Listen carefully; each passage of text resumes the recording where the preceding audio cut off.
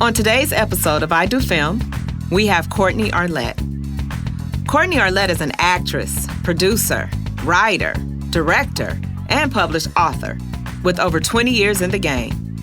She's a creative on the rise, showcasing people of color and body-positive images through her feature films, novels, and series. Her independent projects, like Sunday Mornings, have obtained her an Indie Film Festival Award for Best Actress.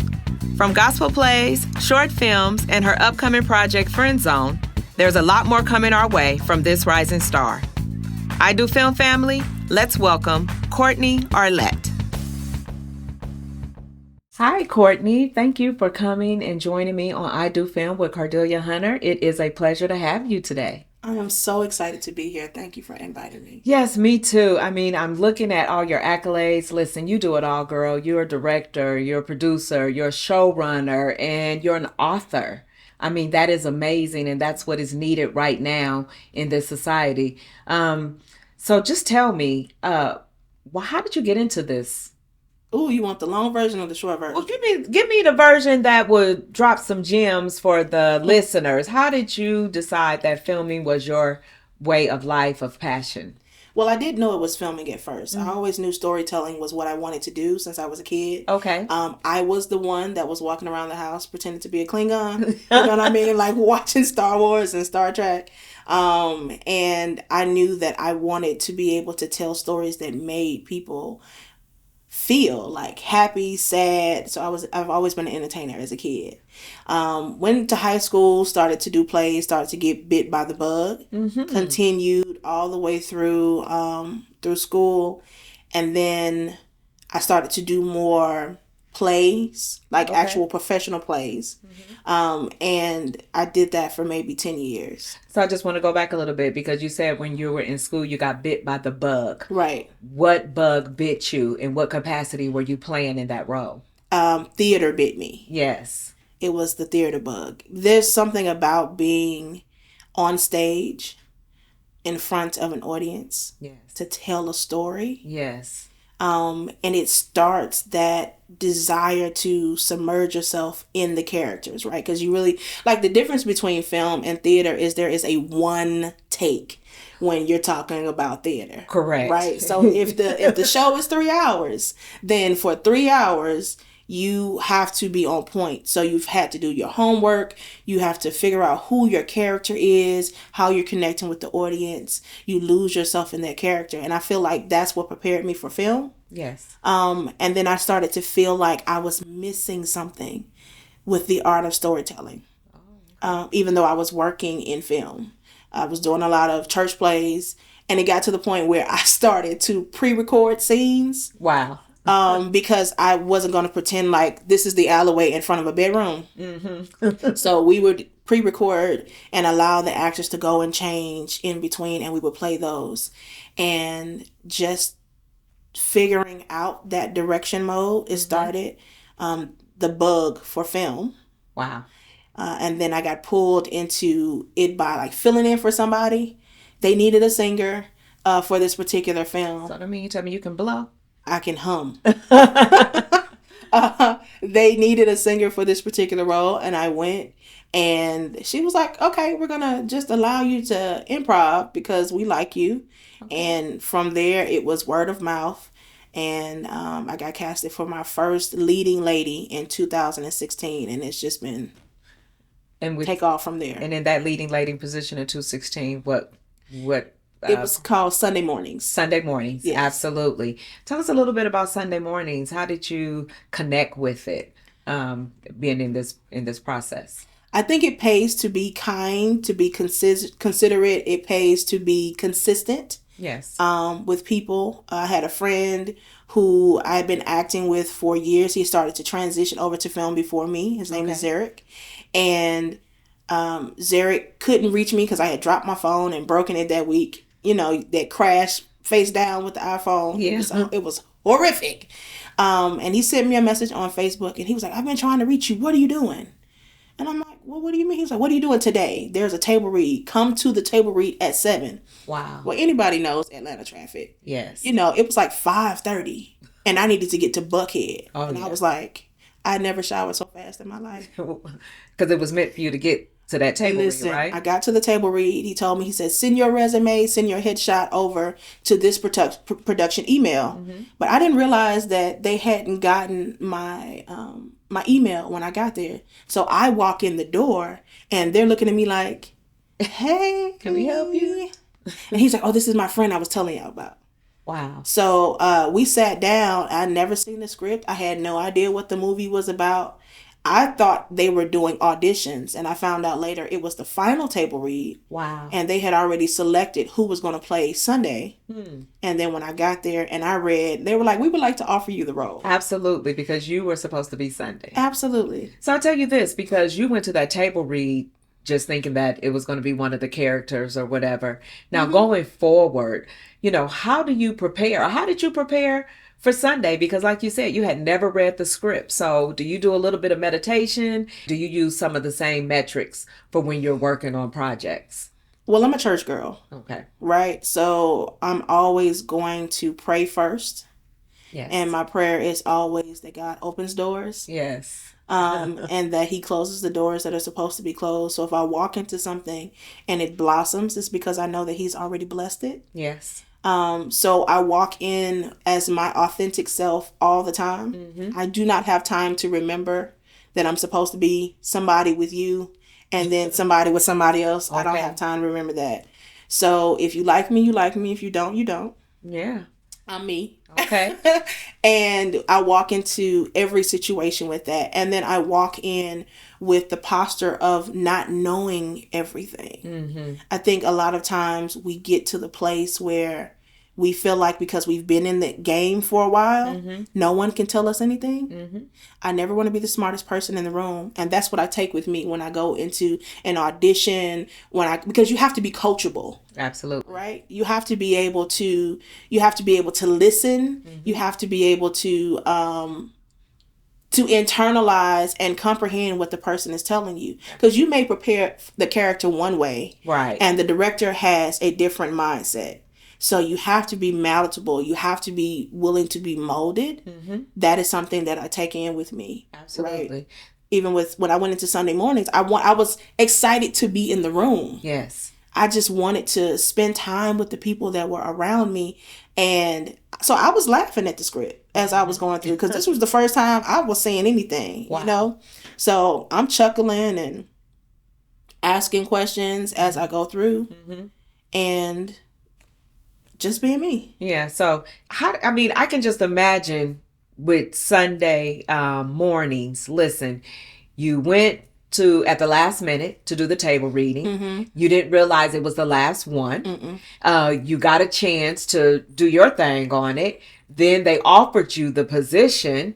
And that was definitely a door open, because then at the end, you were the winner of the Indie Film Festival for Best Actress for Sunday mornings. I mean, what was that feeling like?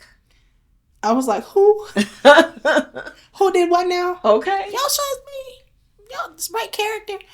Because I wasn't thinking about it. And I still don't think about it like that to this day. I think, our first entry into, first of all, the team is amazing. Right? So the twins are who inspired me. Okay. The Acariel twins that created Sunday mornings to even get into indie film, because I watched how they got together and they did their grinding, and it was just great to see two Black women just doing their thing. And so they're the ones that inspired me. And when they said, oh, we're going to enter it into the film festival circuit, you know, I was transitioning over from theater, so I really didn't understand how big the film festival circuit was. Wow, it's huge. So when we got the award and it came back, they was like, oh, you won Best Actress. I was like, Me? I did. Wow. And then there was actually another one, the LA Film Festival. I won Best Actress for that one as well, too. Wow. Awesome. So I was surprised. I said, somebody likes me somewhere. Okay, because listen, as a kid, you knew what it was that you wanted to do, and probably just to see it come all together, even on the indie level and winning that film festival, is definitely a great accomplishment. And I'm sure that it probably boosts you up a little bit more for you to wear as many hats that you do right now. So before I go into the little next part, I just want to do like a little game with you, or a little icebreaker that says this or that, right? Yes. No, you're good. You got this. Stress. Yes. Acting or directing? I have to choose. Yeah.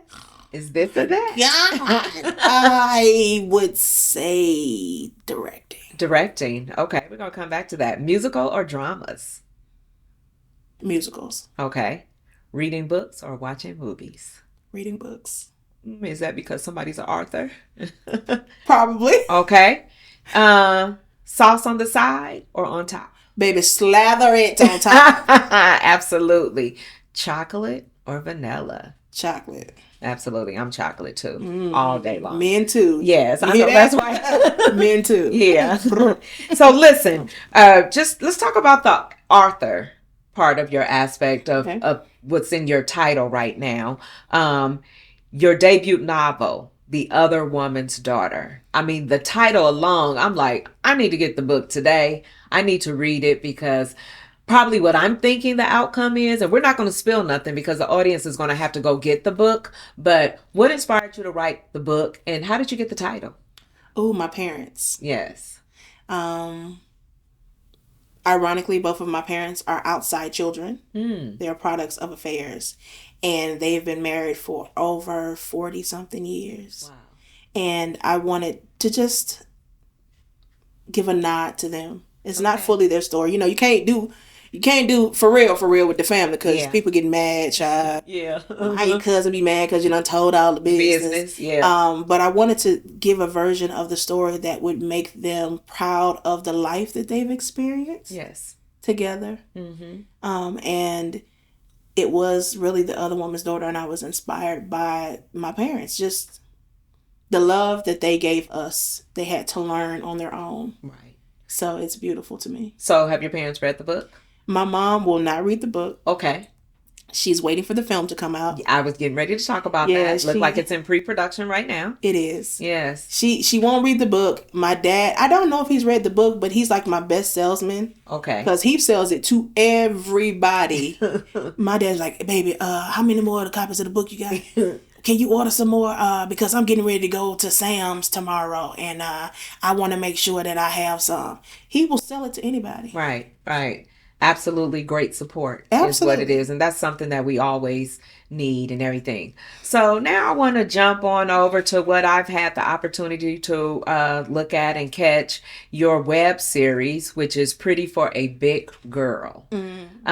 Excellent web series. And I hope everybody that's out there listening do chime in and go to her her Instagram page, and we'll tell you a little later how to get to it. But where did the title come from and what inspired you? Oh, Pretty for a Big Girl. The title came from a backwards comment. It's not a compliment. And I don't know if I can curse on your podcast. You can do whatever you want. I had to pause, and that's why I said comment. Yes. Okay. It is... I understand where people's mindset is when they tell you, oh my God, you're pretty for a big girl. I've heard that I'm pretty all my life, and that's not to toot my own horn, but I've heard it, right? But why do you need to give me a qualifier? Right. Why can't I just be pretty? You are pretty for a dark-skinned girl, or you're handsome for a dark-skinned dude, or you're attractive for a tall guy. Like, there's a but that goes along with it. Yes. That almost becomes condescending, because it's like you have to put me, and I think people subconsciously do it. I don't think that it's purposely done in a lot of cases, but it's like you have to put me in a category that makes you comfortable in order for you to give me a compliment. Right, right. Instead of just saying you're beautiful, you're pretty. Absolutely. I love your brown skin. You're almost the exception to the rule here. So, you know what? I don't really do big girls, but you pretty. Sir, ma'am, take a nap. Yeah, today. Right now. Yeah. So that's where it came from. I wanted to get the attention of the audience that I was serving, which is the plus size community. Yes. And I knew that I was on the right track with the title, because when I did just the Instagram and we were putting out that we were casting, the comments under the Instagram, sis, you pretty, period. Don't let nobody tell you, because it became to rub. So I was like, okay, cool. Yeah. We're heading in the right direction. Absolutely. When it comes to the title. Absolutely. The idea itself came from my crazy friends. I called my group on my phone, the Fiends. Okay. So I was actually filming a spec for another film that I have that we'll be working on next year. Okay. And it's called Through Elena's Eyes. And it is something, dear to my heart because it's a coming of age story. But they just started to talk back and forth about dating in the group chat. Wow. But I was trying to concentrate on what I was doing on set. So I paused because my phone was just going off. And I saw this one section where they were talking about foot fetishes. And one of my friends had just had a date and it was some craziness that was going on. I was like, I'm going to close this up real quick. And I'm going to come back to this later. Wow.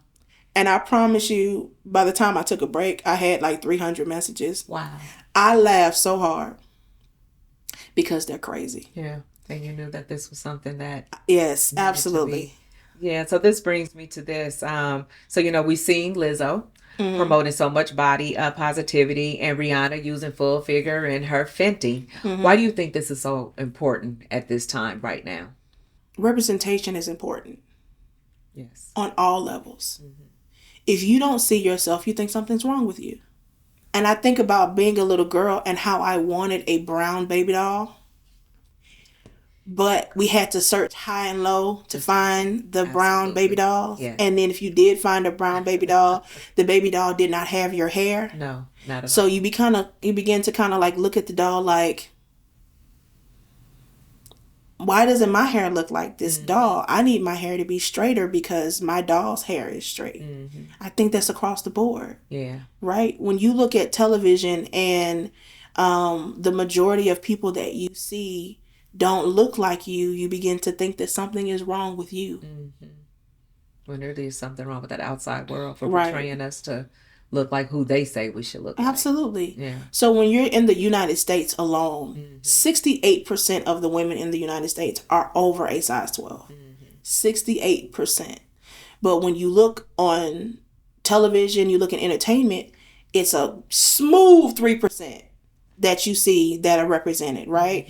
We are either the comic relief or somebody's auntie. We're very rarely the female lead, the romantic interest. And when we do get it, we're flawed. I go back to think about Fat Girls. Everybody talked about Fat Girls with Monique.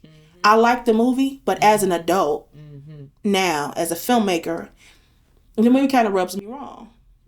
Because she disliked herself the entire movie. To the point where she could not fathom that someone that was attractive would be interested in her.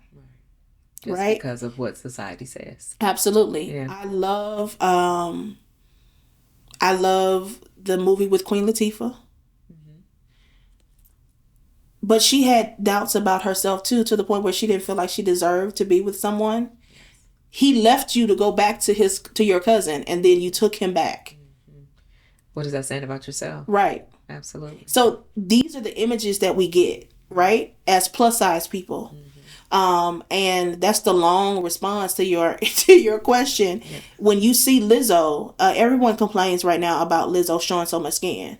But if they think about it, Lizzo was not showing that much skin when she first came out. No, she wasn't. It wasn't until people started to hate on her all the time that she was just like, oh, you want to talk about my butt being out? Yeah. Now my butt is out all the time. Yeah. You want to talk about my rolls? Okay, now you're going to get these jelly rolls. Yeah, because I'm real confident because I'm confident in who I am, but I'm going to rub it in your face. Absolutely. Right? Yeah. And Rihanna is like most black women in the industry, her weight fluctuates. Absolutely. Yeah. You know, even if you look at Beyonce, normally Beyonce is a little bit thicker. Yes. When she gets ready to go on tour, she works out, she gets smaller, she goes on a special diet. But they all fluctuate. Janet Jackson. Yeah. All of these major icons. So as a black woman, we're naturally thicker. Yes. Even on the smaller side, right? Yeah. Come on, thick sis. Come on, hello. Come on, sis. Yeah. So I believe that she was just like, I want to represent everybody. And she knows good marketing because it was excellent we marketing. gonna buy your draws too. Yeah. Okay. That's just simple fact that they Lizzo's and she like, I feel good in my own skin and y'all come on. Absolutely. And, and that's what we need. We need to, especially for this younger generation, they don't really know who they are because it's so much on the social media platforms and just what society says, how we, have to look, and that's what they're striving for. But I'm so glad that, first of all, I'm glad to know really the meaning behind the name of the web series, and I can't wait to finish it up, and I can't wait to see it, all plattered all over the different platforms, because it's definitely needed, especially for our younger generation. So tell me this, what is one of the traits that you think every creative must have, to make it in this industry? Because this industry isn't an easy industry. The ability to be humble. And I say humble because under that, it is the ability to be led. It is the ability to learn. It's the ability to correct your mistakes. It's the ability to be told that you are wrong, because you will not always be right. Every idea you come up with will not be brilliant. Yes. Okay, your first script as a writer is trash. Yeah. And people say, "Oh this is my baby." It is your baby. Yes. But there is something you're missing because you're so attached to the story. You need to be able to have someone tell you, "Hey, this doesn't make sense," or "I have questions right here. What does this look like right here? What are you thinking about your through story? What is their objective? I just did this literally with the script that we're filming next month. Wow. Like, to sit down with people that I trust to say, okay, this is the script, this is the story. And he's like, okay, cool, I like the story overall, but I have a few questions, right? If I was not in a place of consistently trying to be humble, then I would have gotten my feelings and say, well, I don't need your help. I don't need you to do nothing because I have it. Right. So it's that when you're humble, when you place yourself in that space of humility, you allow yourself to move with whatever God has for you, and you'll be placed in rooms with people that you didn't even think that you would be with. Because I'm sitting here with you now. I'm sitting here with you right now. We've already had that connection, and this is just the beginning of a beautiful relationship. So you're absolutely right. Listen, what is the greatest connection that you have made in this field? Ooh, my peers. Yes. My peers. I love Issa Rae. I love Will Packer. I love listening to them talk. And they say the same thing. Yes. Work across. Every time you listen to them work across, they said, I got with my peers who were good at what they did. We had the same goals. And we put the hard work in.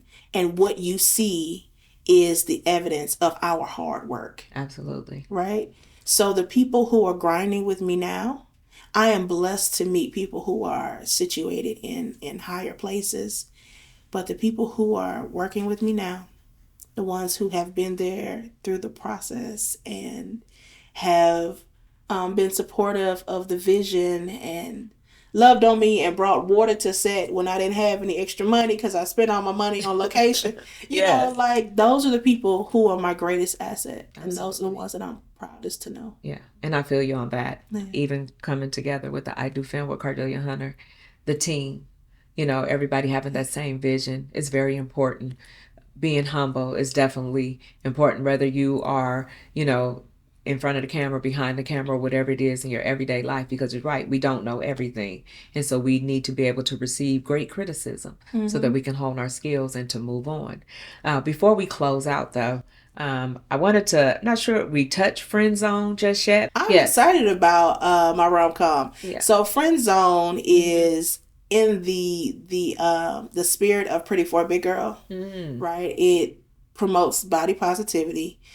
We're not, and when I say body positivity, it is not us focusing in on weight. Right? It's just, you just see somebody who just so happens to be plus size as a lead, and it's really, for the most part, what it is when I say body positivity. So she dresses the way she normally would dress. She's professional, but she ends up tangled, as I would say, with her best friend, and we'll see what happens with that.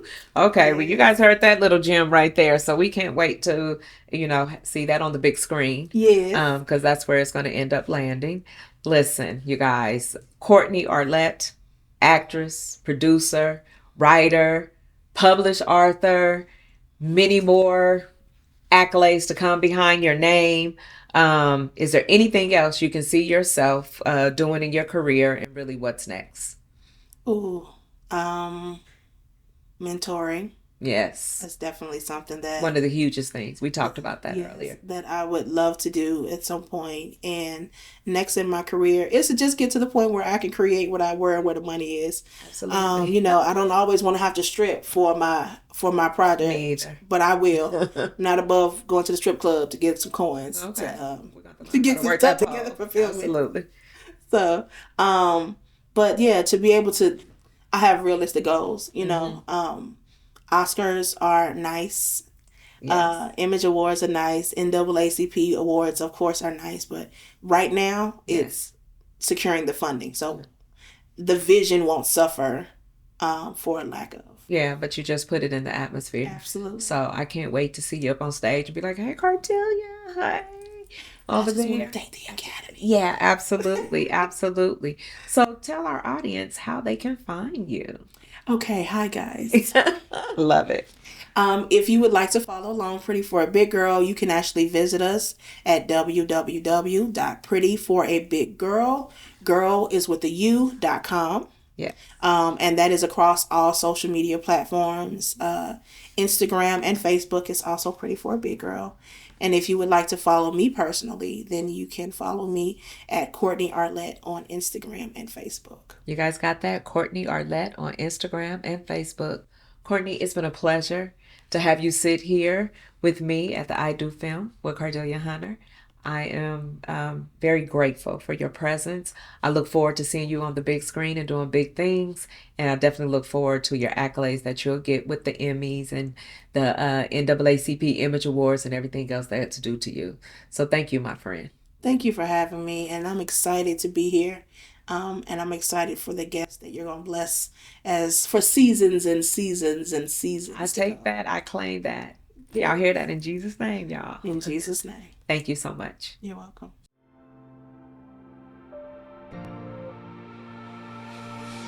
Well, that's a wrap for us today. But make sure you tune in every first and third Tuesday of the month to catch more jewels on I Do Film. Follow us on all social media platforms at I Do Film Atlanta. And don't forget to like, share, comment, and subscribe to the podcast. I'm your host, Cardelia Hunter. Thank you for joining. I'll see you next time.